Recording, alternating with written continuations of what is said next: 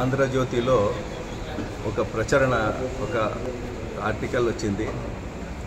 ఏమంటే కదిరిలో వైఎస్ఆర్సీపీ టికెట్ ఇచ్చిన అభ్యర్థి అయినటువంటి మక్బూల్ అహ్మద్ గారు వైఎస్ఆర్సీపీ నాయకులకైతేనేమి కార్యకర్తలకైతేనేమి ఆయన నమ్మే పరిస్థితులు లేదు. ఆయన వచ్చేసి ఏదో ఆయన తెలియకుండా ఆయనకు తెలియదు,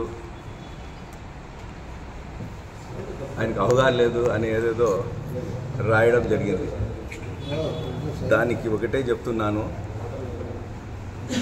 గత 20 సంవత్సరాల నుంచి కదిరిలో వైఎస్ఆర్సీపీ 2 సార్లు వైఎస్ఆర్సీపీ గెలిచింది. అలాగే మన మక్బూల్ అహ్మద్ గారికి టికెట్ కేటాయించడం అనేది అధిష్టానము అన్నీ ఆలోచించే చేసింది. ఆ విధంగానే ఆయనకు టికెట్ కూడా వచ్చింది. ఆ విధంగానే ఆయన వచ్చేసి ఆయన గెలుపు కోసము మన వైఎస్ఆర్సీపీ కాన్స్టిట్యున్సీలో ప్రతిష్ట కోసము ఆయన ఇక్కడ అన్నీ చేయడం జరుగుతుంది.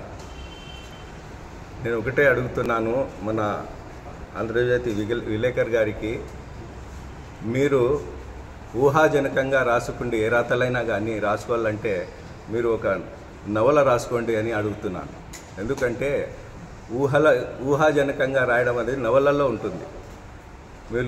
మీరు వచ్చేసి ఒక జర్నలిజంగా ఒక జర్నలిస్టుగా రాయాలంటే అసత్యాలు సత్యాలు అన్నీ గ్రహించి ఏదైతే మీకు ఇన్ఫర్మేషన్ వచ్చిందో అదే రాయాలా. దానికి కాకుండా మీ ఊహాజనకంగా మీకు అనుకూలంగా, ఒకవేళ మీకు ఒక పార్టీకి అనుకూలంగా, ఇదైతే ఖచ్చితంగా అందరికీ తెలుసు, ప్రజలందరికీ మీరు ఏ పార్టీ కోసం పనిచేస్తున్నారు, ఏ పార్టీ కోసం మీరు వచ్చేసి ఇవన్నీ రాస్తున్నారనేది ప్రజలందరూ గమనిస్తున్నారు. కానీ మీరు రాసిన రాతలు కానీ ఇంతకుముందు రాస్తే రాతలు కానీ అన్నీ ప్రజలందరూ గమనిస్తున్నారు. దానికి ఎవరూ స్పందించడం లేదు. దాంట్లో మీరు రాసిన కొన్ని రాతల్లో వచ్చేసి ఈ కౌన్సిలర్ల కూడా కొంతమంది వేరే పార్టీ 2-3 వచ్చేసి తొంగి చూస్తున్నారనే ఒక వార్తను మేమందరం ఖండించేకి ఇక్కడ కూర్చున్నాం. మా కౌన్సిలర్లందరం మేము ఇక్కడ కూర్చొని దానికి మేము ఖండిస్తున్నాము. మీరు రాసిన ఈ రాతలు శుద్ధ అబద్ధము. మేము మా కౌన్సిలర్లు వైఎస్ఆర్సీపీలో గెలిచినాము, వైఎస్ఆర్సీపీలోనే ఉన్నాము, వైఎస్ఆర్సీపీని గెలిపించడానికి కృషి చేస్తున్నాము. రాబోయే కాలంలో వైఎస్ఆర్సీపీనే మనం ఇక్కడ బలోపేతం చేసి మక్బూల్ అహ్మద్ని ఎమ్మెల్యే చేసుకునేకి కృషి చేసుకుంటాము. ఇది పచ్చి నిజం. ఇట్లా నిజాలన్నీ రాయండి మీరు, అంతేగాని తప్పనిస్తే అబద్ధాలు రాసి అబద్ధపు మాటలతో ప్రజలు మభ్యపెట్టి ఈ మండలంలో అది, ఈ మండలంలో ఇట్లా ఉందని మండలాల్లో కానీ మన కదిరి టౌన్లో కానీ మన కదిరి కాన్స్టిట్యున్సీలో కానీ వైఎస్ఆర్సీపీ ఎంత బలంగా ఉందని చెప్పేసి మీకు తెలుసు, అది రాయండి మీరు.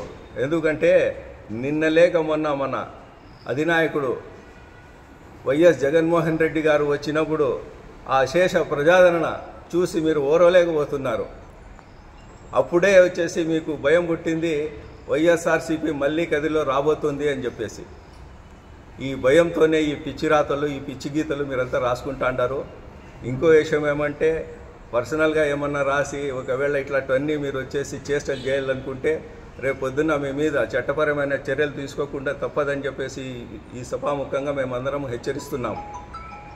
మీరు రాయాలనుకుంటే ఏదన్నా వాస్తవం ఉంటే రాయండి, లేకపోతే రాసేది మానుకోండి అని చెప్పేసి ఇక్కడి నుంచి మీకు హితవు పలుకుతున్నాం.